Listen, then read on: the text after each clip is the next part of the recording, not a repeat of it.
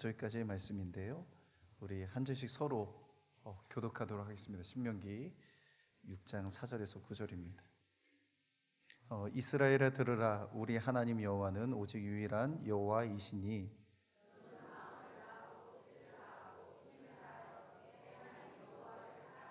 오늘 내가 내게 명하는 이 말씀을 너는 마음에 새기고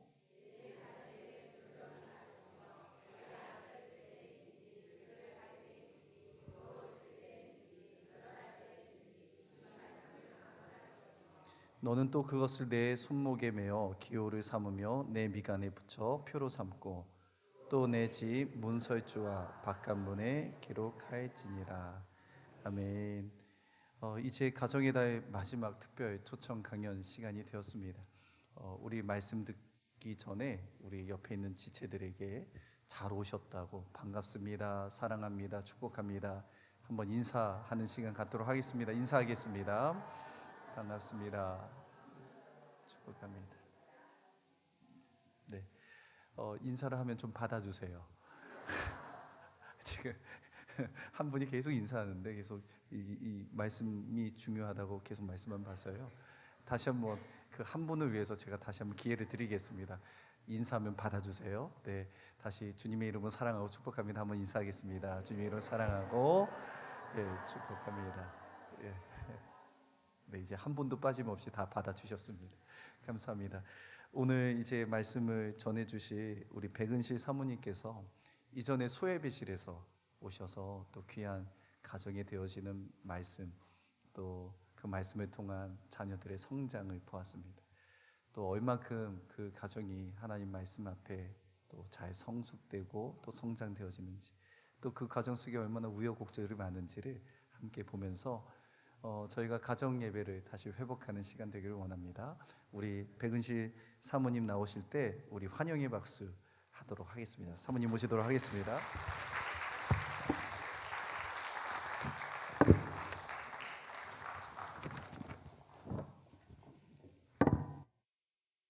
반갑습니다. 네, 다시 불러주셔서 영광입니다. 오늘 가정에 하나님을 새기라라는 주제로 여러분과 같이 이야기를 나눠보려고 하는데요. 뜨겁게 기도해 주셨기 때문에 기도하지 않고 바로 시작하도록 하겠습니다. 제 PPT를 좀 띄워주시고요. 네, 예전에 와서 제가 말씀을 드렸는지 잘 모르겠어요. 아이가 4명입니다. 다 내 정도는 키우시잖아요, 그렇죠? 네, 이 정도 키워야 애 좀 키운다 이렇게 얘기할 수 있는데 첫째가 올해 대학생이 되었어요. 둘째가 이제 고등학생이고요. 셋째가 중학생입니다. 넷째가 초등학생이에요. 네, 저희 집에는 초중고대 각양각색의 아이들과 버라이어티한 하루하루를 보내면서 또 여기 이 자리에 계신 우리 사춘기 어머님들은 다 방언 받으셨죠? 네, 러시아 방언 다 받으시잖아요. 저도 일찌감치 받아가지고 저희 집엔 돈 먹는 이놈의 시기도 있고 말 안 듣는 저놈의 시기도 있고 다 이렇게 각양각색으로 있습니다.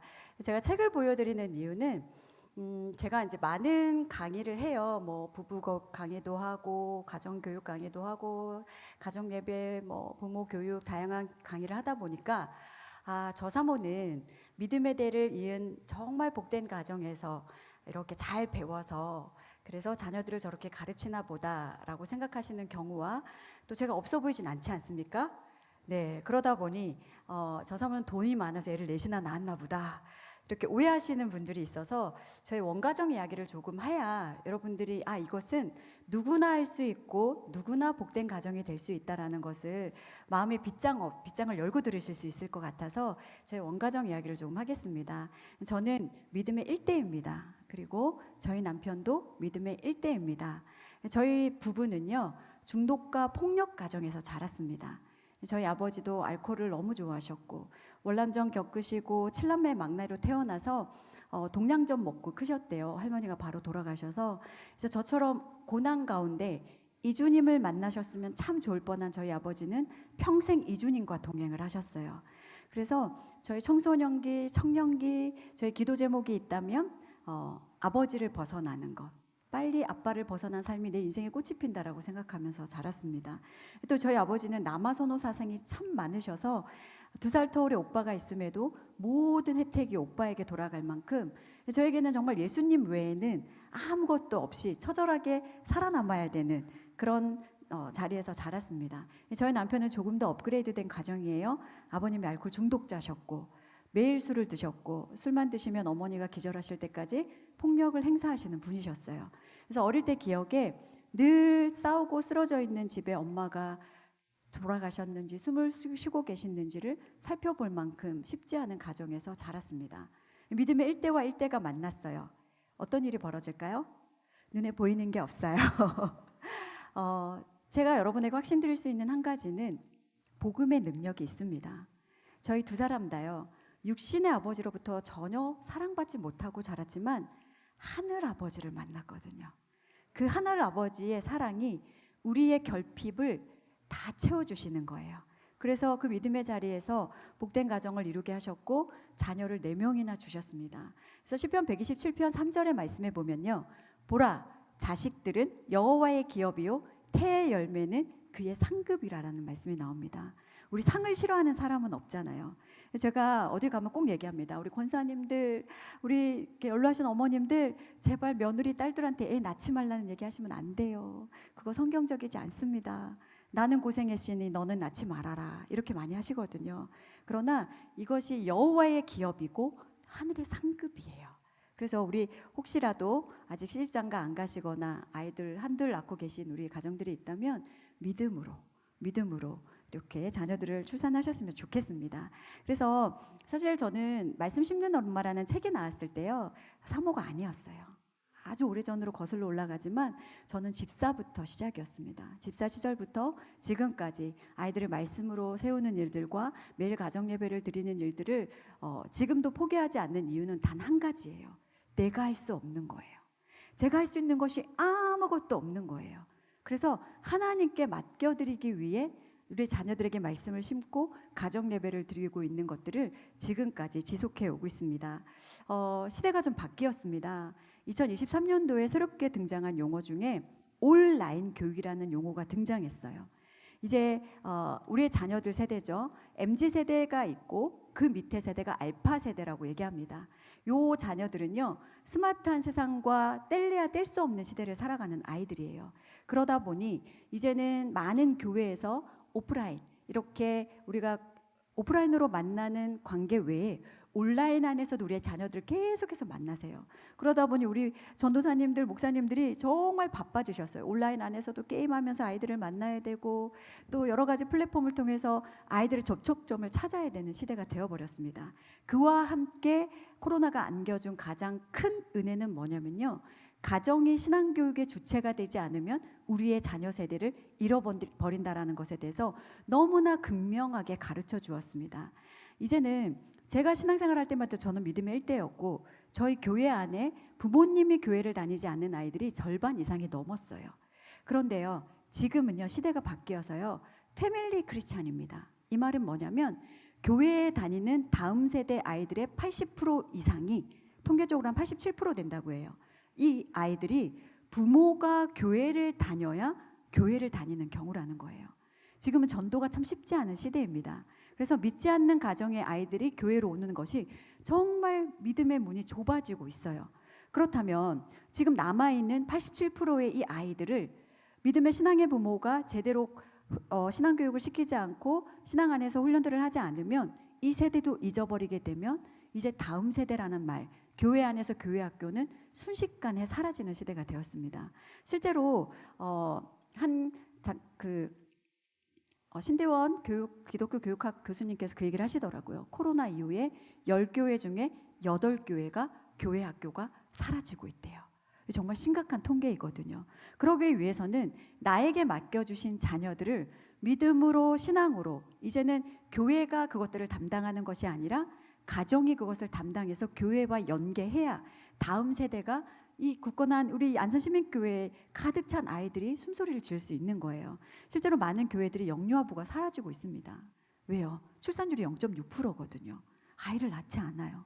그러다 보니 이제는 교회가 급속하게 고령화고 노령화가 되어가고 있고 교회에 많은 어려움들이 있습니다. 그래서 이제는 온라인 교육, 가정과 교회가 연계해서 교회 안에 작은 교회가 되어야 우리가 이 교회에 앞으로의 우리가 뭐 1, 2년 교회에 학교하고 그만둘 거 아니잖아요. 100년, 200년을 바라보면서 주님 오시는 그날까지 이 살아 숨 쉴 수 있는 것은 이 자리에 계신 우리 성도님 한 분 한 분이 작은 교회가 되어야 하고 가정이 교회가 되어야 안산 시민교회라는 큰 교회가 온전한 복음의 역할을 감당하게 될 줄로 믿습니다. 자, 1년 전에 제가 와서 강의했던 거 기억하시는 분 계실까요? 아마 다 잊어버리셨을걸요. 우리는 기억하지 못하는 존재입니다. 예빙하우스의 만국곡선을 보면 오늘 제가 강의를 하고 돌아서는 순간부터 여러분은 오늘 백사모님 무슨 얘기하고 갔더라? 이렇게 기억에서 사라지게 될 거예요. 저희는 이제 개척한 지 1년 5개월 된 교회입니다. 저희 사남매는 저희는 온세대 예배를 드리다 보니 매주일 아버지 설교를 들어요. 그런데 저희 아이들에게 물어봐요. 니네 지난주 아버지 설교 기억하니? 아버지 반은 기억하고 반은 기억 안 나요. 그럼 저희 남편이 할렐루야를 외칩니다. 왜요? 또 써먹을 수 있거든요. 기억을 못해야 써먹을 수 있어요. 우리는 잊어버리는 존재예요. 그러면 이 잊어버리는 뇌, 1시간만 지나도 우리는 몇 프로가 잊어버려요? 하루가 지나면 몇 프로가 잊어버려요? 다 잊어버려요. 지난주 목사님의 설교 말씀의 제목이 기억나십니까? 아니요, 잊어버리는 것이 당연합니다. 그렇다면 이 잃어버리기를 좋아하는 우리가 오늘 본문은 아니지만요, 출애굽을 보면요, 눈앞에서 하나님의 기적과 이적을 묵도하면서도 잊어버려요. 그 은혜를 망각하고 계속해서 불평하는 사람들이 우리입니다. 그러면 우리의 가정과 우리의 자녀가 어떻게 해야 하나님을 잃어버리지 않을 수 있을까? 이것이 저에게 던져진 질문이었어요. 그래서 아이들의 마음에 말씀을 심는 것이, 그 다음에 가정 예배를 통해서 매일매일 하나님을 기억하는 것, 이것이 저희 가정의 문화가 되었고 아이들에게 하나님을 전해야 되겠다. 그래서 우리는 성경을 통해서 그 구원의 하나님을 기억해낼 수 있습니다. 기억하려면 말씀을 읽어야 돼요. 암송을 해야 돼요. 그래야 그분을 잊어버리지 않을 수 있어요. 그 다음 뭘 해야 될까요? 여러분이 만난 하나님. 저는 정말 힘들게 교회를 다녔거든요. 수련회 한 번을 가려면 사지육신을 내걸고 갔어야 했어요. 이놈의 가시나가 또 교회를 갔다 오면 머리카락 다 잘라버린다. 팔다리 다 부러뜨린다. 그래서 저는 주일이 정말 아침 일찍 나와서 주일 저녁까지 교회에서 지내다가 집에 들어갈 때는 고양이처럼 들어가고 고양이처럼 나오면서 그렇게 신앙생활을 했던 기억들이 있습니다. 근데 그런 기억들을요, 제가 처음 예수님을 만났던 기억, 제가 신앙생활을 하면서 힘들게 신앙생활을 지켜왔던 것들을 우리 자녀들에게 얘기해 주면요, 내가 만난 하나님, 엄마가 만난 하나님, 아빠가 만난 하나님에 대해서 너무나 선명하게 기억하고 있는 거예요. 자, 성경에서 말하는 하나님을 기억하게 하고 또 부모를 통해서 부모가 만난 하나님을 기억하게 한다면 이제는 자기들이 만나는 하나님을 기억하게 해야 되겠죠. 그것이 하나님을 잃어버리지 않을 수 있는 가장 귀한 은혜가 되더라고요. 그래서 저희는 사실 결혼하면서부터 가정 예배를 드렸습니다. 그런데 처음 저희 남편과 제가 크리스찬이라는 그런 약간의 양심을 가지고 예배를 드릴 때는 아주 어색한 예배를 드렸어요. 두 부부가 예배를 드릴 때였겠죠. 예배 드릴래? 그래, 그럴까? 그럼 오늘 찬송가 200장? 그럴까? 200장 막 이제 어색하게 불러요. 그러면 말씀은 그때는 저희 남편이 목회자가 아니었으니까요. 말씀은 어떻게 하지? 그럼 큐티 나눔할까? 그럴까? 그렇게 어색한 예배를 한 달에 한두 번 드리는 것으로 가정 예배를 드렸어요. 그런데 저는 이제 저희 아이가 태어나면서 지금 제가 이제 섬기고 있는 상공산 비전 성경 암송학교라는 학교에서 숙제가 매일 가정 예배 드리기가 숙제였습니다. 저희 아이가 첫 아이가 한 16개월 되었을 때 그 아이를 앉혀두고 아주 어색하게 엄마 혼자서 북치고 장구치는 예배가 첫 시작이었어요. 근데 여러분, 예배의 중요성도 아시고 예배의 필요성도 잘 아시지만 사실 가정 예배를 드리는 것이 쉽지 않지 않습니까? 근데 저희 가정이 어떻게 18년 동안 매일 가정 예배를 사수하면서 이 자리까지 왔을까요? 그 비법을 오늘 제가 다 풀어놓으려고 합니다. 여러분도 누구나 예배 드릴 수 있고, 제가 초두에 말씀드렸어요. 저희는 목회자 가정이 아니었다고요. 그러면 이 예배 드리는 일들을 어떻게 할 것인가? 먼저 예배의 정의에부터 제가 여러분에게 설명을 드리겠습니다. 가정 예배는요, 우리가 공교회에서 드려지는 예배와는 좀 결이 다릅니다. 우리가 교회에서 드려지는 예배는 모든 순서에 따라서 질서에 따라서 드려지는 것이 맞습니다. 그러나 가정 예배의 어떤 문헌이나 역사를 보면요, 어떤 형태도 없고 틀도 없어요. 그럼 뭐부터 하시면 되냐면요, 일단은 계급장을 다 내려놓으셔야 돼요. 저희 남편이 목사님이지만 저희 남편도 가정 예배 시간에 저희가 지금까지 예배 시간 동안 설교를 한 적이 손가락으로 꼽을 만큼 없습니다. 그러면 도대체 그럼 가정 예배에 뭘 한다는 거지? 자, 가정 예배는요. 계급장 다 이렇게 내려놓으시고 떼고 내려놓으시고 죄인과 죄인이 만나는 시간이에요. 큰 죄인과 작은 죄인이 만나서 자, 죄인과 죄인에게 필요한 분은 예수님 한 분이면 충분합니다. 그래서 죄인과 죄인이 만나서 하나님을 기억하고 기념하고 인식하고 반응하는 시간이 가정 예배예요. 뭐라고요? 죄인과 죄인이 만나서 하나님을 기억하고 기념하고 인식하고 반응하면 되세요. 자, 어떻게 반응하면 될까요? 감사로 반응하면 되세요. 회개로 반응하면 되세요. 이게 가정 예배예요. 그런데 예배의 기본 구성 요소가 있습니다. 말, 기, 찬이에요. 말씀, 기도, 찬양. 그러면 가정 예배에 녹여내셔야죠. 그러나 가르치지 않으셔야 돼요. 가정 예배는 가르치실 필요가 없어요. 왜? 죄인이 죄인을 가르칠 수는 없습니다. 계급장 다 떼고 만나서 가르침은 뭘로 통해 받아요? 주일날 목사님 말씀을 통해서 가르침 받으시면 되세요. 교회의 성경 공부나 다른 목사님이 이끄시는 다른 제자 훈련이나 여러 가지 교회 프로그램들을 통해서 받으시면 되고, 가정 예배는 가르치는 시간이 아니라 알아가는 시간이에요. 누구를요? 하나님을. 우리가 하나님을 알기 위해서는 말씀이면 충분합니다. 그래서 말씀을 읽으시면 되고 암송하시면 되고 교회에서 나눠주시는 가정 예배 폼에 따라서 예배를 드리시면 되는 거예요. 그게 가정 예배예요. 참 쉽죠잉? 가르치는 순간 우리가 알아가면 되는데, 가르치려는 순간 어떤 것을 어류를 범하게 될까요? 가정 예배와 전혀 상관없는 것들을 하게 돼요.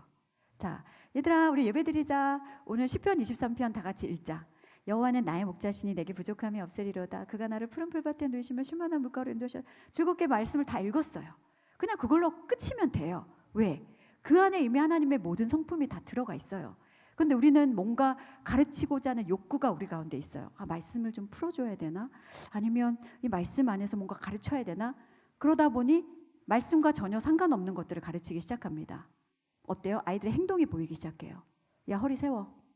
똑바로 앉아. 야, 찬양할 때 눈을 좀 크게 떠. 목소리 좀 크게 하면 안 되냐? 자, 이런 얘기를 하다가 할 말이 없어지면 어떻게 돼요? 너 성적이 왜 그러니? 그러다가 애 머리가 보여. 머리 꼬라지는 또 그게 뭐야? 너 지난주 예배 시간 늦었지? 너 예배 시간 졸았지? 예배랑 전혀 상관없는 것들로 예배 천국의 가정을 누려야 될 예배 시간을 어떻게 만들어요? 지옥으로 만들어버립니다. 그래서 여러분 가르치지 마세요. 자, 그것은 뒤에서 조금 더 제가 자세히 설명을 하겠고요. 자, 기억하셔야 돼요. 가정 예배는 죄인과 죄인이 만나서 하나님을 기억하고 기념하고 인식하고 반응하는 시간입니다. 그리고 이 가정 예배 시간은요, 어떤 나의 욕구와 성취를 이루기 위한 우리의 어떤 동기가 아니에요. 그냥 본질이어야 돼요. 예배는 그냥 하나님 앞에 나아가는 우리의 수단이 아니라 본질이어야 돼요. 그래서 목적으로 두시고 무조건 모이는데, 예배를 잘 드릴 수 있는 몇 가지를 먼저 여러분에게 나누려고 합니다. 첫 번째는요, 우선순위입니다. 자, 여러분 가정에 저희가 가장 예배를 지금까지 지속할 수 있었던 것은 예배를 가장 우선순위에 두었기 때문이에요. 근데 제가 부모 교육을 가서 어머니들을 만나보면 사모님 예배 드릴 시간이 없어요 이렇게 얘기하세요. 아이 학교 갔다 오고요, 학원 갔다 오고요, 그 다음에 밥 먹이고요, 숙제하고요, 씻기고 재우면 예배 드릴 시간이 없어요 이렇게 얘기를 합니다. 여러분, 핑계치 말지니라. 정말 우리가 예배 드릴 시간이 없는 걸까요? 예배 드릴 마음이 없는 걸까요? 우리는 많은 시간을 다른 것에 쏟아붓습니다. 핸드폰 한 번만 보도요 30분 1시간이 뚝딱 흘러가요. OTT 많은 드라마, 최근에 눈물의 여왕이 그렇게 유행했다면서요. 그런데 그런 것에도 꼬박꼬박 찾아서 다 봅니다. 그런데 늘 예배드릴 시간이 없어요. 또 목회자 세미나를 갔더니요, 목사님들이 이런 핑계를 대신다고 해요. 사모님들이 얘기하셨어요. 내가 오늘 몇 번의 예배를 드렸는 줄 알아? 아침에 새벽 예배 드렸지, 수요 예배 드렸지, 구역 예배 드렸지, 신방 예배 드렸지. 근데 내가 집에까지 와서 또 예배를 드려야 돼? 라고 얘기를 하신대요.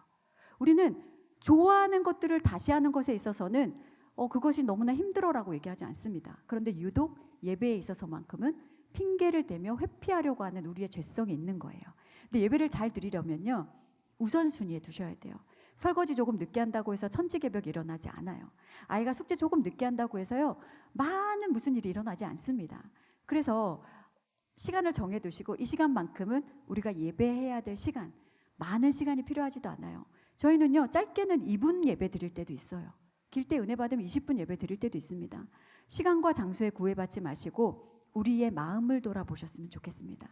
여러분, 핑계로 성공한 사람은 김건모밖에 없어요. 여러분, 성공하실 수가 없어요. 네, 웃으시는 분들은 제 연배 정도 되시는 것 같습니다.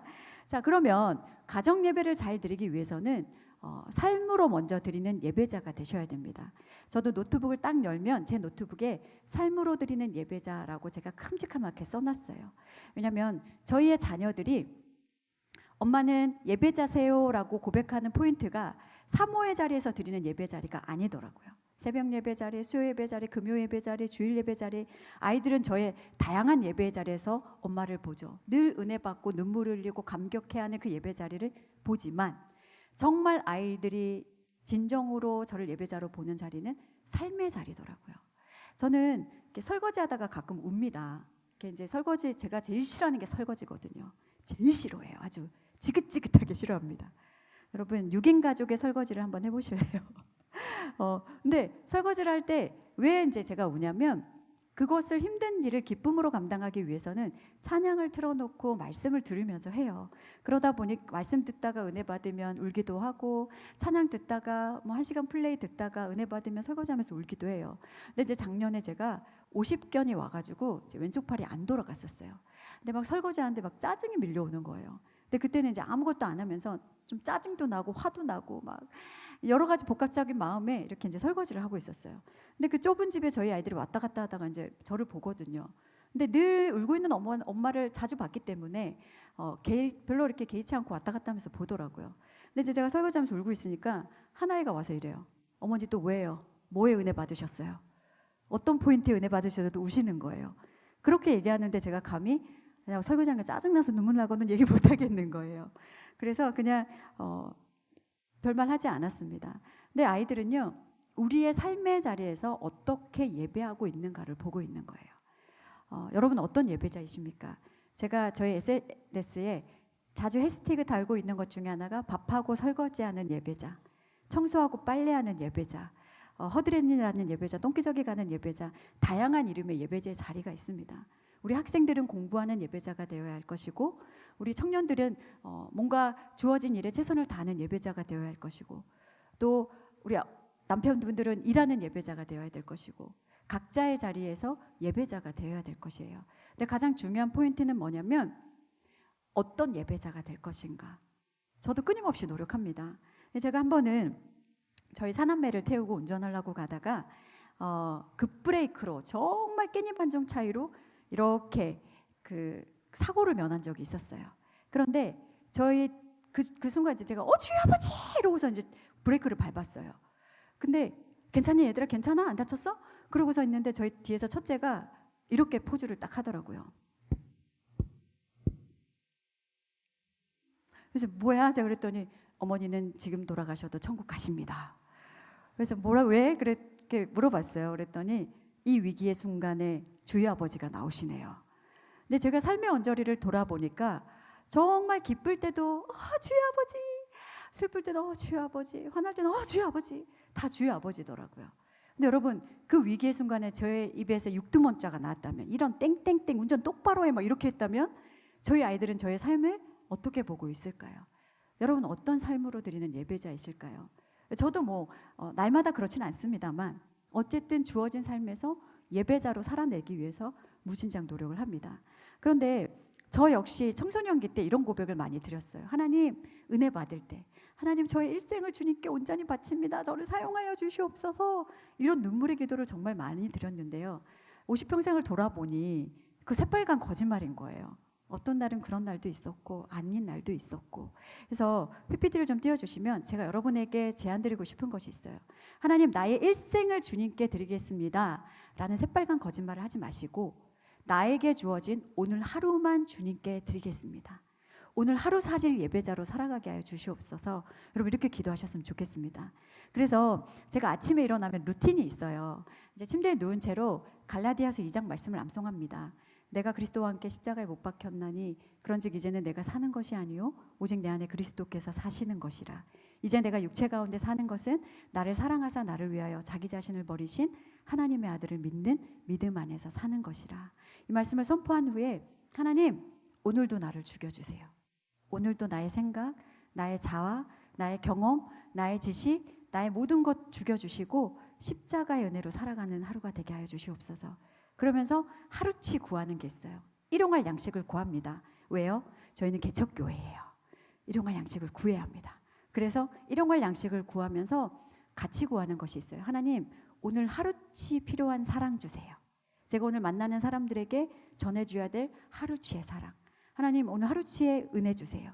하루치의 절제 주세요. 하루치의 제가 용서할 수 있는 마음을 주세요. 성령의 9가지 열매들도 구하면서 하루치만 구합니다. 그리고 하루를 잘 살아내려고 노력하다 보니 돌아보니 저희 가정이 이렇게 오랜 기간 예배하는 가정이 되었더라고요. 여러분, 하루살이 예배자가 되시기를 축복합니다. 그 하루만 예배자로 잘 살아낼 때 어느 순간 뒤돌아보니 모든 것이 주님의 은혜였습니다라고 고백하는 날이 있게 될 줄로 믿습니다.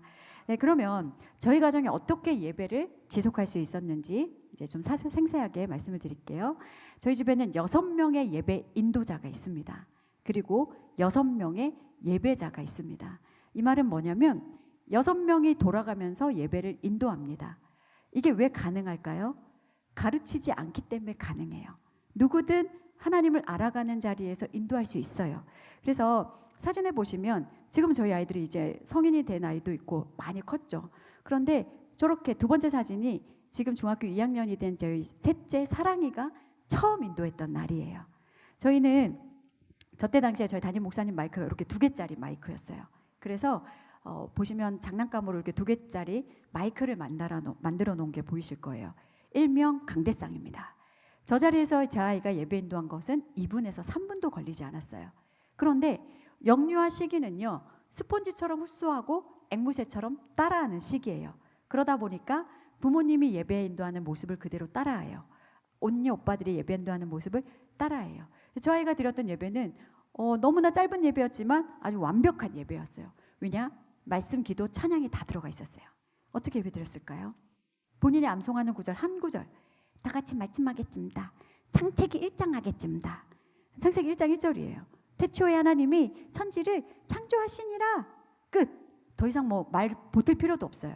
그럼 이날 우리가 어떤 하나님을 알았을까요? 천지를 창조하신 하나님을 알았어요.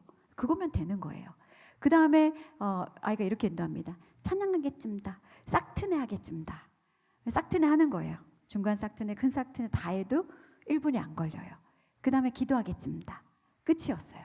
근데 환희에 차서 저 자리를 떠나지 않는 거예요. 근데 지금 저렇게 인도했던 아이들이 지금은 이제 많이 컸죠. 돌아가면서 인도하다 보니 어제는 저희 막내가 인도하는 날이었습니다. 초등학교 5학년짜리가 인도하고, 오늘은 아마 이제 저희 첫째가 기숙사 생활을 하고 있는데 오늘 집에 돌아왔어요. 그래서 이 아이가 올 때는 이제 이 아이가 예배를 인도하는 날로 해서 아마 오늘 예배 인도는 첫 아이가 드리게 될 거예요. 근데 자녀를 예배자로 세우는 건요, 쉽지 않습니다. 제가 날마다 기쁘고 즐거웠을까요? 아니요. 예배의 온도가 떨어지는 날이 더 많았어요. 돌아다니는 것을 용납하지 못하겠고요. 내가 짜놓은 판 안으로 아이들이 들어오지 않으면 정말 화가 나는 거예요. 그래서 엄마 지금 화나려 그래. 니네 자꾸 이렇게 예배 드리면 엄마 화나려 그래. 그러다가 엄마 기분 나빠, 예배 안 드려. 다 방에 들어가. 때려쳐 이것들아. 무슨 예배야. 이렇게 얘기한 날도 있었어요. 근데 그 예배의 기준이 누구였을까요? 나인 거예요. 내가 원하는 예배, 내가 짜놓은 판 안으로 들어오지 않을 때 그 예배가 하나님을 위한 예배가 아니었더라고요. 그래서 정말 가정 예배를 잘 드리고 싶다면 내가 먼저 예배자가 돼야 돼요. 우리 부모님들이 먼저 예배자가 되셔야 됩니다. 지금도요, 저희 아이들이요, 어느 날은 방방 뛰면서 막 예배를 드렸다가도요, 어떤 날은 시체처럼 좀비처럼 앉아 있어요. 그러면 뭐가 올라와요? 단전 끝에서부터 화가 올라와요. 그리고 막 어금니가 깎게 물어지면서 눈에서는 레이저가 막 발사되면서 방언이 막 터지려고 그래요. 이놈 새끼야, 똑바로 앉아라. 그런데 그럴 때 저희 남편과 저희가 눈을 주고 받습니다. 눈빛을. 뭐냐면 참자, 눈 감자. 그래서 저희 아이들이 행동이 보이면 하나님이 안 보이더라고요. 이 예배의 끝이 나의 수준에서 머물더라고요. 그래서 그때부터 저희가 훈련한 것이 우리가 먼저 예배자가 되자 눈 감자였어요. 그래서 지금도 단전 끝에서 그 화가 올라올 때는 저희가 눈 감고 저희가 예배자가 되려고 애를 씁니다. 그렇게 자리를 지켜냈더니 어느덧 아이들도 조금씩 성장해서 예배의 자리, 예배자로 나아가고 있더라고요. 그래서 기본 골격은 있어요. 즐겁게 찬양합니다. 제가 부모님들에게 말씀드리고 싶은 것은 절대 부모님이 원하는 찬양을 하시면 안 돼요. 어린아이들과 예배 드리시면서 찬송가 400장 1절부터 4절까지 하겠습니다. 애들은요 지옥이에요. 그러면 어떻게 하셔야 되느냐? 어린 자녀가 있다면 어린 자녀들의 눈높이에 맞는 찬양을 부르셔야 돼요. 나는 잘 모르는데 그럼 유튜브 틀어놓으셔도 돼요. 같이 따라하시면 됩니다. 그리고 또 분명히 이렇게 말씀을 드리면 아이고야 그 뭐 가정 예배는 애들 있는 집에서나 드리는 거지. 우리는 애들 다 출가시키고 이제 뭐 할머니 할아버지 둘이 앉아서 무슨 예배를 드리나라고 또 핑계를 대실까 봐. 가정 예배는요. 남녀노소 불문하고요. 자녀 유무 불문하고 누구나 예배를 드리셔야 됩니다. 왜요? 하나님 우리를 예배자로 부르셨기 때문에. 웨스터민스터 소요리 문답 제1문에 보면요. 사람의 제일 되는 목적에 대해서 얘기합니다. 그런데 사람의 제일 되는 목적, 하나님이 우리를 지으신 목적은요. 하나님을 영화롭게 하고 그분을 영원토록 즐거워하래요. 하나님을 영화롭게 하는 것, 그분을 영원토록 즐거워하는 것, 이것이 예배예요. 그런데 내가 1인이든 2인이든 남편이 믿든 안 믿든 이거는 핑계에 불과합니다. 어떠한 자리든. 저도 믿음의 1대로서 혼자 드려지는 예배가 얼마나 힘들다는 거 알거든요. 믿지 않는 가족과 예배 드리는 것이 얼마나 힘들다는 걸 알거든요. 그리고 이제 사실 아무리 바빠도 가정 예배라는 저의 이제 4번째 책은 CGN TV의 아무리 바빠도 가정 예배라는 프로그램의 이름이었습니다. 근데 제가 패널로 출연해서 가정 예배를 드리기 어려워하는 가정을 도울 때 와, 이 이름 너무 좋다. 다음에 책 쓰면 이 이름 제가 쓰겠다고 말씀드려야겠다. 그래서 가져오게 된 이름이었어요. 그런데 그렇게 솔루션을 받으셨던 많은 가정들 중에는 정말 제가 기억에 남는 한 가정은 이혼 가정이었어요. 그런데 이혼 가정이었지만 어떤 사유로 이혼하셨는지 모르겠으나 크리스찬이라는 이유이기 때문에 자녀들에게만큼은 그래도 신앙을 계속 이어가시면서 이혼을 하셨는데도 일주일에 한 번씩 전화로 가정 예배를 드리시더라고요. 너무 신기했어요. 좋은 사례로 나오신 분들이었습니다. 그렇게 일주일에 한 번 전화로 스피커폰으로 예배를 드리시는데 자녀들이 어떤 기도 제목을 내놓을 것 같으세요? 부부의 연합을 놓고 기도하셨을 거예요. 그런데요, 그 기도 제목을 하나님이 1년 만에 응답을 하셔서 가정이 다시 합가를 하게 된 거예요. 근데 너무 신기하죠. 근데 제가 말씀드리고 싶은 것은 가정 예배가 모든 문제를 해결할 수 있는 마스터키는 아닙니다. 하지만 중요한 것은 그 문을 열 때 놀라운 하나님의 은혜를 경험하게 되실 거예요. 그래서 예배 자리를 지키셔야 돼요. 자, 그러면 저희 가정에 드렸던 예배를 좀 소개하고 싶습니다. 저희 집에는 다양한 아이들이 있고 또 다양한 예배의 문화가 있어요. 찬양으로 문을 열고 저희는 말씀을 알아가는 시간에는 같이 성경을 읽거나 아니면 묵상을 나눔할 때도 있고요. 암송을 주로 합니다. 그리고 다 같이 기도 제목을 나누고 이제 주기도문으로 마치고 아버지가 인도하는 날만 축도를 받습니다. 그런데 중간중간 저희 집에 출연하게 된 것이 특순 시간이었어요. 아이들을 예배로 세우다 보니 아이들이 교회에서 보고 배운 예배를 그대로 집에 적용하는 거예요. 어떤 날 어떤 집사님이 나와서 막 이렇게 바이올린 특순을 하시니까 어느 날 악기를 가져와서 바이올린을 다룰 수는 없으니 입으로 징징징거리면서 특순을 하기 시작했고 또 율동으로 어떤 날 성악가가 나와서 특순을 하시니까 자기들도 나와서 율동으로 특순을 하고 또 악기를 배우고 나더니 악기 오늘은 우리 우쿨렐레로 특순하겠습니다. 그렇게 장을 만드는 거예요. 근데 저희 집은 첫 아이 때부터 예배를 드리며 태어날 때마다 가정예배, 가정교회의 성도수가 늘어났잖아요. 그러면서 생기게 된 것이 성가대였어요. 그래서 1인 성가대부터 자매 성가대, 사남매 성가대, 어머니 성가대, 아버지 성가대, 부부 성가대 지네들이 인도할 때마다 엄마 아빠 조금은 사심이 있는 것 같아요. 골탕 먹이고 싶을 때 오늘은 부부 성가대 있겠습니다. 그럼 저희가 우리 오늘 성가대니? 하시겠습니다. 하면 하는 거예요. 왜요? 예배 인도의 자리에서 저희는 권위를 인정하거든요. 그러다 보니 아이들이 예배의 자리를 사모하는 것들을 보게 되었어요. 그렇게 예배의 자리를 이어나가면서 저희가 중요하게 생각하는 기도 시간이 있습니다. 이제 말씀을 하고 다 같이 사실 아이들이요 따로 시간을 내서 기도하는 것이 쉽지가 않더라고요. 그래서 가정예배 시간은 기도하자. 그래서 저희가 이제 요 순서대로 기도를 합니다. 나라 민족을 위해서 기도하고 교회와 목사님을 위해서 기도하고 또 이웃과 동역자들을 위해서 기도하고 쭉쭉쭉쭉 이 순서대로 기도를 하는데 가정 안에서 교회를 위해서 기도하지 않으면요 아이들이 교회를 사랑하는 마음이 없어요. 저희 남편이 부교육자 생활하면서 다양한 교회들을 접해가면서 저희가 이제 저희 남편이 교육전도사로 있을 때는 몇만 명이 모이는 메가처치에서 저희는 이제 신앙생활을 했는데, 그때는 얘들아 당회장 목사님을 위해서 기도하자. 근데 한 번은 저희 아이가 너 어느 교회 다니니? 네, 어느 교회 다녀요. 목사님 성함이 뭐야? 네, 당회장입니다. 이렇게 얘기한 적이 있었어요. 제가 늘 당회장 목사님을 위해서 기도하겠습니다 그랬더니, 그래서 저희 아이들은요 교회를 가는 곳마다 담임 목사님을 정말 사랑했어요. 왜요? 기도했거든요. 교회 주보에 나오는 기도 제목들로 늘 같이 기도하거든요. 교회를 사랑할 수밖에 없는 거예요. 지금 우리의 청년들과 청소년들이 교회를 사랑하지 않는다면 기도하지 않아서예요. 같이 가정에서 기도하셔야죠. 목사님을 위해서 든든한 작은 교회가 되어주셔야죠. 그리고 뿐만 아니라 이웃과 민족을 위해서, 열방을 위해서. 저 사진은 뭐냐면요, 어떻게 하면 우리 아이들에게 민족과 열방을 위해서 기도하는 법을 가르칠까를 고민하다가 아주 어렸을 때부터 지구본을 돌렸어요. 지구본을 돌리면 지금 뺑글뺑글 돌아가서 아주 재밌습니다. 돌리다가 얘들아, 성령 하나님께서 오늘 어떤 나라를 위해서 기도하기를 원하실까 우리가 찍어보자. 그러면 한글도 모르고요, 색깔 보고 찍는 거예요. 그러면 오늘 조이는 캐나다, 누구는 어디, 이렇게 이제 기도를 하는 거예요. 근데요, 너무 감사한 건요, 이번 주일날 이제 22년 전에 저희 가정에 선한 영향, 저희 남편과 저는 하와이에 있는 열방대학이라는 곳에서 DTS를 하다가 만나게 눈이 맞아 버렸어요. 예수님의 제자가 되기로 결단하고 갔는데 거기서 눈이 맞아 버렸어요.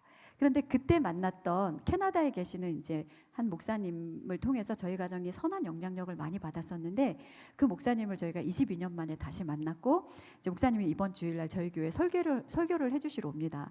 근데 이제 저희 아이들에게 얘들아, 아목수 목사님이 우리 교회 설교하러 오실 거야. 근데 저희 둘째, 셋째, 넷째는 그때는 아이들은 이제 아주 어릴 때니까 기억을 못 하는데, 첫째가 그 얘기를 하는 거예요. 오늘 점심 식사를 하면서, 엄마, 우리 지구본 돌리면서 캐나다 위에서 기도했던 그 목사님 아니에요? 맞아. 너 기억나? 그거 기억나죠. 이름은 기억 안 나도 우리가 그 목사님 위해서 기도했던 거 기억나죠. 선명한 거예요. 그 목사님 이번 주일날 오셔.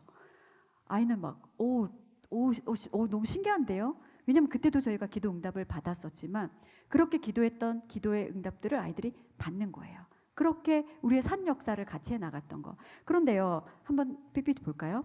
저희 아이들이 그렇다고 기도를 너무나 좋아하고 사모하고 그런 아이들일까요? 그렇지 않습니다. 어떻게 해야 짧게 기도하는지를 날마다 연구하는 아이들이에요. 그러다 보니 엄마 아빠가 인도하는 날은 예배가 길다는 것도 알고 기도 시간도 길다는 걸 알아요. 그러더니 지네들이 인도하는 날 어떻게 해요? 최대한 짧게 인도를 하겠죠. 짧게 기도를 하겠죠. 저에게 가장 러시아 방언을 많이 나오게 하는 저희 집에 식기가 있어요. 근데 그 아이가 어느 날 본인이 인도하는 날 이러는 거예요.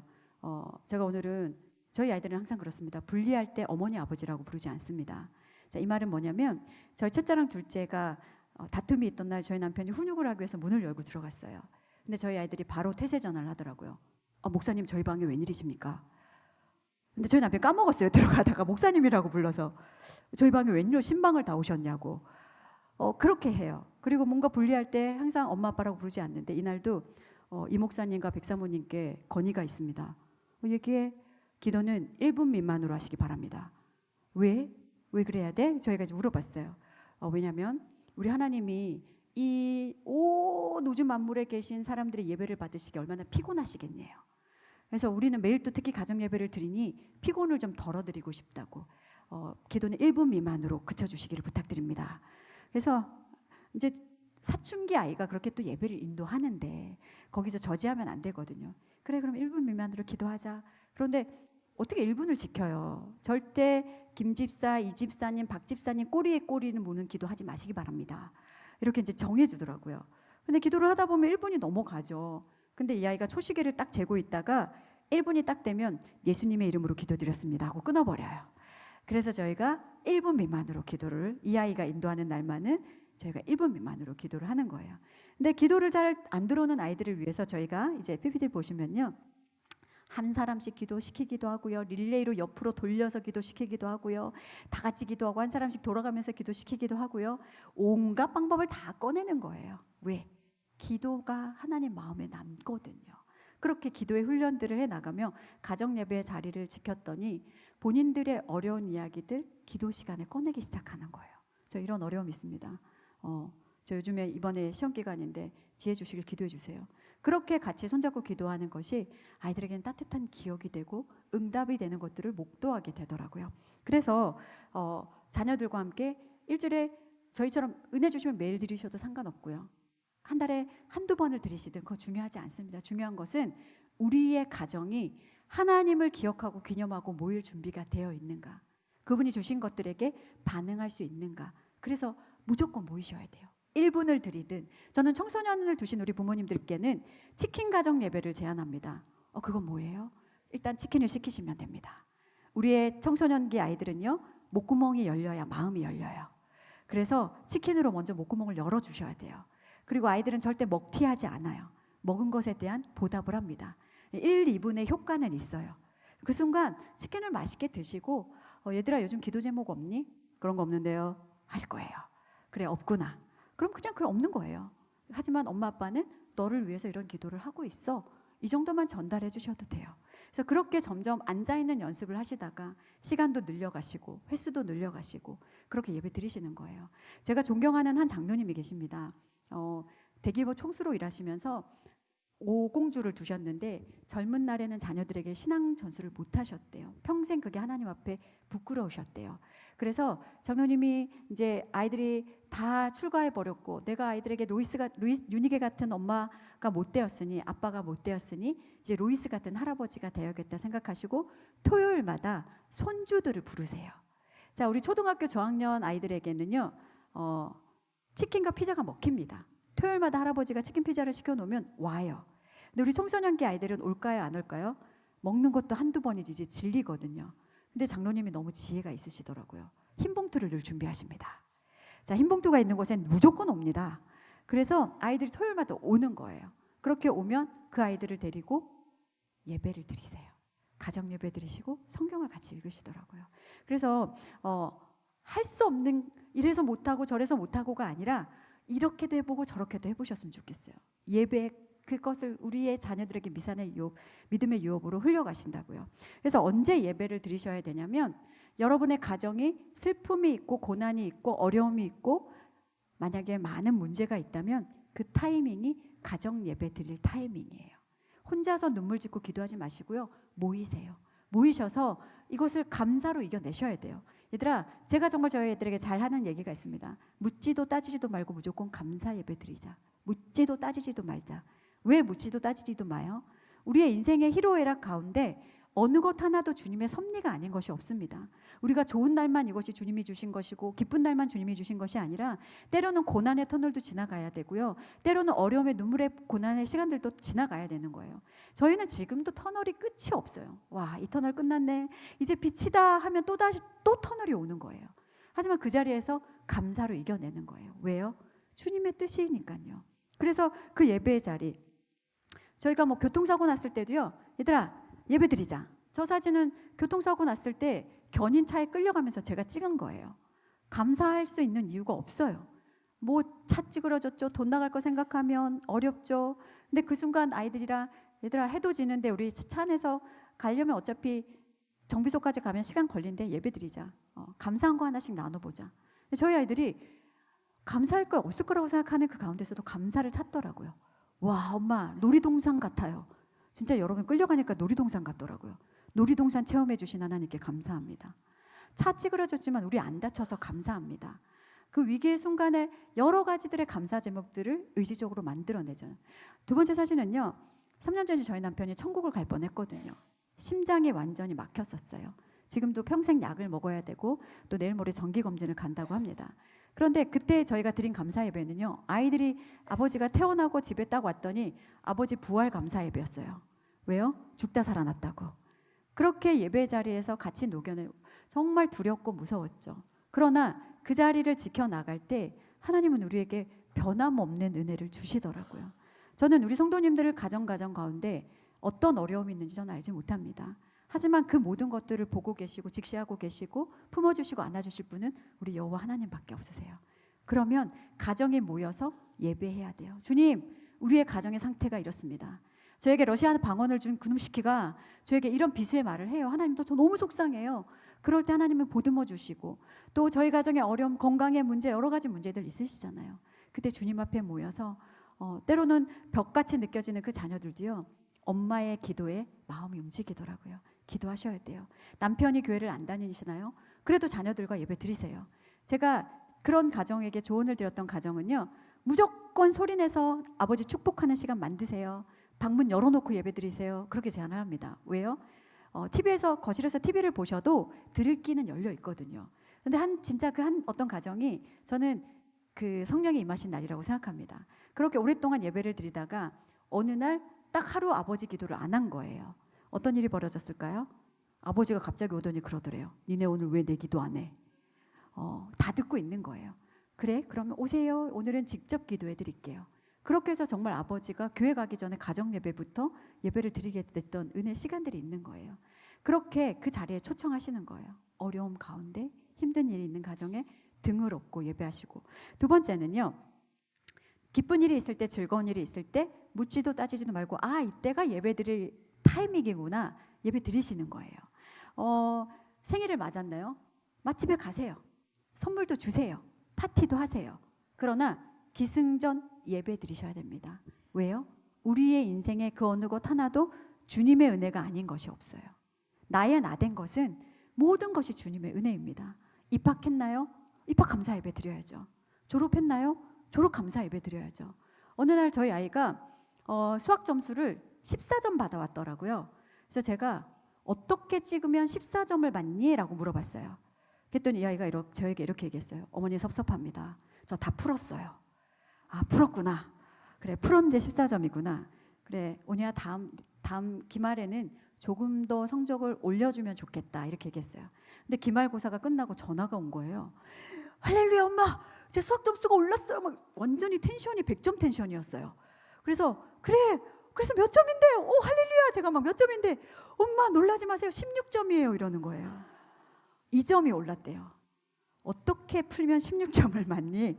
그런데 그날 저희의 감사 예배는 수학 2점 올려주신 감사 예배였어요. 네, 치킨도 사주었습니다. 너무 벅차하더라고요. 이런 부모님을 주신 하나님께 감사드리며. 그러나 중요한 것은 어떠한 상황 가운데 기쁨이 있는 순간 우리가 예배를 통해서 반응하는 건요, 믿음의 유산이 흘러갈 수 있는 가장 중요한 포인트입니다. 그래서 저희는 휴가지에서도 예배 드려요. 네, 왜? 모든 만물을 누가 만드셨어요? 하나님이 주셨어요. 여러분, 어디로 올해 휴가 계획을 어디로 가십니까? 그곳은요, 천지 만물을 지으신 하나님의 은혜예요. 그럼 그곳에서 주님을 찬양하는 거예요. 얘들아, 주님 찬양하자. 그리고 예배드리자. 우리 감사함과 하나씩 나눠보자. 그렇게 했을 때 그곳이 하나님이 우리를 지으신 목적에 피조물인 우리가 반응할 수 있는 겁니다. 그래서 사진에 보시는 것처럼 저희는 출산 감사 예배, 엄마 순산 감사 예배, 생일 감사 예배, 출간 감사 예배, 결혼 기념 감사 예배, 할 수만 있는 다양한 것들을 오죽하면 수학 2점 올려주신 감사 예배를 드렸겠습니까? 그 순간이 예배 드릴 포인트인 거예요. 그런데 세 번째 사진은 재밌는 사진입니다. 저희 셋째가 첫 월경이 터졌던 날이었어요. 이거 놀라운 하나님의 은혜죠. 2차 성징이 일어날 때도 저희는 2차 성징이 일어난 것에 대한 감사 예배를 드립니다. 그래서 예배를 쭉 드리다가 이제 감사 예배 드리고 블레싱 샤워라 그래서 생일 때 저희가 생일이나 뭔가 축복해 줄 일이 있을 때 말씀으로 축복을 해줘요. 저희 남편의 인생의 말씀이 시편 23편 말씀인데 그 말씀으로 축복을 합니다. 그래서 이날도 사랑아 생육하고 번성해서 땅에 충만하라는 말씀이 있는데 이 말씀을 엄마 축복하고 싶어. 정말 사라처럼 열방의 어머니가 되었으면 좋겠고 막 이런 축복을 하고 돌아가면서 이제 다 하다가 저희 집에 이제 둘째 오빠야가 이렇게 축복을 하더라고요. 사랑아 축하한다. 네가 드디어 소녀에서 숙녀가 됐구나. 혼전순결을 지키도록 해. 그래서 저희가 3초 동안 침묵을 했다가 아멘 했어요. 중요한 것은 어떠한 순간이든 그 순간이 우리가 예배를 통해서 축복받고 축하하고 그것이 아이들이 가정 안에서 이런 환대를 경험하면요, 겉으로 벗어날 일이 전혀 없습니다. 교회 트렌드 2024를 보면은요, 책을 보면 신앙생활을 유지하는, 어릴 때부터 대학 청년 때까지 신앙생활을 유지하는 아이들을 조사했더니요, 그 신앙생활을 떠나지 않는 아이들의 대다수가 어릴 때부터 가정 예배를 드렸던 아이들로 이렇게 결과가 발표되더라고요. 이것이 정말 신앙의 유산을 흘려보내는 중요한 포인트입니다. 세 번째는요, 예수님을 기억하는 가정 예배를 드리셔야 돼요. 교회에서 예수님의 생애 주기에 따라서 절기를 지키실 거예요. 그런데 그런 절기가 교회 안의 행사뿐만이 아니라 우리 가정에서도 얘들아 사순절 기간에 우리가 어떻게 하나님 앞에서 회개하고 예수님을 기억하면 좋을까? 예배 드리시는 거예요. 저희도 뭐 부활주일, 대림절 이런 절기 때도 끊임없이 가정 예배를 같이 드리면서 예배 드리는 거예요. 그래서 저희가 어릴 때부터 사순절 기간에 세족식을 해왔는데 첫 번째 사진을 보시면 저희 아이들이 저때 저희 아기가 한 30 몇 개월 됐는데 아빠 발을 씻어주면서 이렇게 기도했었어요. 하나님 감사합니다. 아빠 발에 때가 너무 많습니다. 용처하여 주시옵소서. 이렇게 기도했던 아이였어요. 그런데 지금은 아버지 발을 씻으며 하나님 목회 걸을 길을 걸어간 아빠 발을 축복합니다. 이렇게 기도하거든요. 그래서 가정 안에서 여러분 회복이 있어야 되고요. 가정 안에서 위로가 있어야 돼요. 가정 안에서 왜? 가장 작은 교회이고 가장 작은 사회이고 가장 작은 공동체이기 때문입니다. 마지막으로요. 소통과 나눔이 있는 예배를 드리셔야 돼요. 저는 가정 안에서의 선순환이 이루어져야 된다고 생각합니다. 얼마 전에 이제 며칠 전에 제가 국민일보에 저희 남편과 함께 인터뷰를 했는데 축소사회 홀리브리지라는 프로젝트로 요즘 아이를 안 낳잖아요. 교회 안에 청년들도 딩크족으로 살아가거든요. 딩크족이 뭐냐면요. 결혼을 했지만 아이를 안 낳는 사람들을 딩크족이라고 얘기합니다. 그래서 왜 그럴까요? 사회에서 보여주는 모든 미디어들이 결혼지요, 결혼, 이렇게 이혼이 당당하게 요구되고, 돌싱이 환대받고, 이런 프로그램들이에요. 애 낳으면 고생하고, 금쪽같이 내 새끼 보니까 애 새끼 낳기 싫고, 이렇게 되는 거예요. 문제 있는 가정과 문제 있는 아이들의 극소수를 다루는 심화 프로그램에도 불구하고 어때요? 이것이 마치 일반화된 것처럼 보여주다 보니, 많은 사람들이 결혼을 기피하고, 결혼하기 싫어하고, 자녀를 낳기 싫어하는 세상에 살아갑니다. 근데 이런 좋은 롤모델을 어디서 봐야 되냐면요. 교회 안에서 봐야 돼요. 교회 안에서 좋은 것들을 보여줘야 꿈을 꾸죠. 제가 아까 말씀드렸던 그 캐나다 가정을 보면서 가정 예배를 꿈꿨거든요.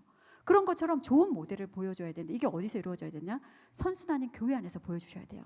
그래서 우리 믿음의 가정에 계신 우리 성도님들께서요. 우리의 청년들을 가정에 초대해 주셔서 맛있는 만찬을 베풀어 주시고 같이 가정 예배도 드리시면서 지지고 볶아도 행복한 걸 보여주셔야 돼요. 저희가 반지하에 살면서도요. 청년들을 초대해서 밥을 차려주고요. 제가 사진을 좀 보여드릴까요? 네, 저희 평소에 김, 계란, 김치 먹는 집이에요. 근데 청년들 초대할 때는 저렇게 상다리가 부러지도록 차려줍니다. 왜요? 목구멍이 열려야 마음이 열리거든요. 먹고 나면은 마음의 부담 때문에 뭔가를 해야 돼요. 그때 뭐래요? 가정 예배를 드렸어요. 우리가 이렇게 지지고 볶고 살아도 예배를 이렇게 드려 와서 봐. 직접 봐. 내 키우는 거 직접 봐. 그러면 이제 이 중에는 엊그저께 결혼한 자매도 있고 한 자매는 이제 9월에 결혼을 합니다. 그런데 소망을 품는 거예요. 처음에 저희가 결혼 예배학교를 1대1로 한 자매를 8주 과정으로 했어요. 제가 사역도 다 내려놓고 온전히 두 커플에게만 집중을 했어요. 그런데 처음에는 애 안 낳는다 그랬거든요. 사모님 저희 주위에 보니까요. 결혼하고 힘들게 살아서 애 안 낳더라고요. 저도 안 낳으려고요. 그런데 지금 그 과정을 통해서 둘부터 시작했어요. 우리 말씀 심는 교회는 둘 이상이야. 그래서 지금 둘까지는 제가 어떻게 협의를 본 상태입니다. 중요한 것은 가정 안에서의 이 선순환들이 소통과 나눔이 있어야 돼요. 복음이 우리에게 흘러왔으면 그 복음이 누군가에는 닿아야 돼요. 그러면 이 복음을 어떻게 흘려보낼 것인가? 저희도 저기 보여지는 저 조그만 저기가 거실이에요. 저렇게 좁은 집에 살면서도 저희 집에 예배 함께 드리기 오기로 하는 사람들은 막지 않았어요. 오세요. 된장찌개 하나 끓여서 같이 먹고 예배 드리는 거예요. 그냥 10분, 20분 짧게 예배 드리는 거예요. 이 예배가 흘러가도록. 가운데 사진은요. 저희 조카들입니다. 사실 저는 50대의 할머니가 됐어요. 저 중에는 결혼해갖고 장가가 안에서 애를 낳은 애가 있거든요. 근데 저 아이들이 초등학교만 되면 초등학교 있을 때 여름방학, 겨울방학 때 저희 가정에 초대하는 거예요. 2주 동안. 저 때 지질하게 못 살 때였어요. 정말 돈도 없을 때였는데 돈 모아서 애들 초대하는 거예요. 그리고 낮에는 롯데월드 데려가고요. 한강수영장 데려가고요. 밤에는 복음을 전하는 거예요. 왜? 믿음의 1대이니까. 얘네들이 어디서 복음을 들을까? 그래서 저희 집에서 예배 드리고 외숙모 집에 오면은 무슨 수련회 오는 것 같아요. 그러면 겨울방학 때 안 올 거야? 아니요. 또 올 거예요. 왜요? 늘 맛있는 거 해주고. 근데 지금 저희 조카들이 그러더라고요. 외숙모 그때 암송했던 말씀은 잘 기억은 안 나는데 외숙모 해줬던 알밥은 기억이 나요. 외숙모 해줬던 떡볶이 맛은 기억이 나요. 그렇게 얘기해요. 그때 그 기억들. 근데 정말 군대 가서 세례도 받고 하더라고요. 중요한 것은 환대예요. 옆에 사진은 저희 이제 첫째가 지금 이제 대학생인데 이 아이의 친구가 놀러 왔을 때 저희가 가정 예배를 드립니다. 친구들이 오면 로마에 오면 로마법을 따라라. 우리 집은 이런 거 한다. 근데 뭐부터 한다고요? 치킨부터 먹입니다. 그리고 우리 집은 예배를 드리는데 어렵지 않아. 그래서 성경도 찾아주고 우리가 너를 그냥 축복해주고 싶은 자리야. 그런데 저희 집을 갇혀갔던 많은 청소년기 아이들이요, 항상 똑같은 얘기를 해요. 너희 엄마 아버지 너무 좋으시다. 그리고 다시 놀러 오고 싶다. 그리고 근데 저희 아이가 그 얘기를 하더라고요. 엄마, 누군가 왔을 때 정말 마음을 다해서 환대해 주셔서 너무 감사해요. 저 다른 친구 또 데리고 와도 돼요. 다 데리고 와. 다 데리고 와. 왜요? 복음이 흘러가야 되잖아요. 그리고 신앙이 흘러가야 되거든요. 그것을 누가 봐요? 우리 자녀들이 보고 가족이 같이 보는 거예요. 그래서 여러분, 여러분 가정에만 머물러 있지 않았으면 좋겠습니다. 안산시민교회가 정말 가정예배 잘 드리는 교회가 되면요, 이 시민교회, 큰 이 시민교회라는 교회가 예배로 흥황하지 않을 수가 없어요. 왜요? 온라인, 가정과 교회가 함께 가는 시대예요. 패밀리 처치가 됐어요. 이제는 시대의 흐름을 여러분이 빨리 읽으셔야 돼요. 그래서 교회와 동역해서 목사님의 앞에서 이끄시는 것들을 여러분이 바짝바짝 밀어주셔야 돼요. 그리고 끌려가셔야 돼요. 그래야 이제는 살아남을 수 있는 그 궤도에 진입하기도 어려운 시대가 되었다고요. 그러면 여러분이 각 사람 한 사람이 움직이는 교회이고요, 각 가정이 교회예요. 그럼 이 교회가 작은 교회로서의 역할을 잘 감당해 주셔야 우리 안산시민교회가 온전한 복음의 역할을 감당하게 될 줄로 믿습니다. 그래서 저희 가정의 가정예배는 잊으셔도 괜찮아요. 다 잊으세요. 어차피 잊어버리실 거예요. 하지만 여러분 가정만의 가정예배 디자인을 해나가셨으면 좋겠습니다. 먼저는요, 우리 청소년기를 두신 부모님들에게 간곡히 부탁드립니다. 돌아가셔서 어떤 액션도 하시면 안 돼요. 왜? 아이들은 기가 막히게 알아요. 오늘 금요 예배 때 뭐 듣고 왔어? 너나 잘하세요. 그러면 그 변화의 자리에 부모님들이 먼저 서 계시면 됩니다. 그냥 그 자리를 사모함으로, 기도함으로 녹여내시고 내가 그 마음이 생겼을 때 조용히 손을 내밀어 주시면 돼요. 그리고 엄마의 마음을, 아빠의 마음을 전달해 주시면 됩니다. 그리고 여러분이 이제 가족들과 친밀함이 좀 쌓이실 때 같이 영화도 좀 보시고 맛집도 다니시다가, 얘들아 우리도 예배를, 가정 예배를 일주일에 한 번이라도 드리면 좋겠어. 어떤 요일에 드리면 좋을까? 어떤 시간에 하면 좋을까? 우리는 어떤 순서로 예배를 드리면 좋을까? 그렇게 고민하시면서 여러분 가정만의 예배를 디자인해 나가셨으면 좋겠습니다. 왜냐하면 가정의 구성 인원도 다르고요, 믿음의 신앙의 성숙도도 다를 거예요. 하지만 한 가지 하셔야 될 것은 약자에게 맞춰주셔야 돼요. 믿음이 연약한 사람에게. 그래서 내 욕심 가지고 길게 하시지 않으셔도 되고요. 저희는 1분 미만으로 드릴 때도 있어요. 아이가 너무 늦게 올 때. 그럴 때는 그냥 앉아서 짧게 말씀 한 절 암송하고 기도하고 마치는 예배도 드려요. 하지만 그 자리를 잃어버리지 않도록 그렇게 그 자리를 만들어가는 겁니다. 이 얘기만 하고 마치겠습니다. 어느 날 저희 남편이 정말 힘든 시기가 있었습니다. 근데 저희 남편은 늘 집에 들어오기 전에 사택 앞에서 한 5분 정도 기도를 하고 들어온다는 걸 나중에 알게 됐어요. 왜냐하면 자기의 그 힘든 것들이 우리 아이들에게 전가되는 게 싫었대요. 그래서 항상 포커페이스 하고 이제 표정 연습하고 기도하다가 딱 들어왔는데, 그날은 저도 어떤 것도 눈치를 채지 못했던 날인 것 같아요. 그런데 어느 날 이제 그날 저희 첫째가 예배 인도를 하는 날이었는데, 오늘은 좀 특별한 예배를 드리기를 원합니다. 아버지를 좀 축복하고 싶습니다라는 얘기를 하는 거예요. 그래서 아버지, 저희가 식탁에 앉아서 예배를 드리는데 다 내려와서 동그랗게 앉으시라고 앉았어요. 아버지 와서 무릎 꿇고 앉으세요. 야, 또 뭘 하려고 이래? 근데 이제 저희 남편은, 저희는 예배 인도자의 말에 순종한다 그랬잖아요. 그래서 무릎 꿇고 앉았습니다. 같이 말씀도 선포하고 다 하고 나서 기도할 때 아버지 등에 손을 얹고 돌아가면서 아버지를 소리내어서 축복하겠습니다. 그런데요, 저희 막내 아주 어렸을 때예요. 막내부터 셋째, 둘째, 첫째 저로 올라오는데 기도가 쌓일 때마다 저희 남편 등이 흔들리는 거예요. 바닥에 눈물이 우두두두두 떨어지는 거예요. 그날 정말 마음이 힘들고 어려운 일이 있었대요. 근데 위로함 받지 못하고 아버지가 축복해 줘야 된다라는 마음을 가지고 왔는데, 되려 자녀들을 통해서 축복을 받는 그 시간이 그냥 하나님이 자기를 푹 하고 안아주시는 것 같은 기분이었다고 얘기합니다. 그러면서 정말 눈물을 닦지도 못하고 아이들에게 감사함을 전하면서 내가 이게 무슨 복인가. 우리가 시편 128편에 보면 내 아내는 내 안방에 있는 내 아내는 결실한 포도나무 같으며 내 식탁에 둘러앉은 자식들은 어린 감람나무 같으리로다라는 말씀이 있는데요. 저희 남편도 사남매로 컸지만 식탁에 둘러앉아서 한 상에 둘러앉아 밥을 먹어본 기억이 단 한 번도 없는 그런 가정에서 자랐어요.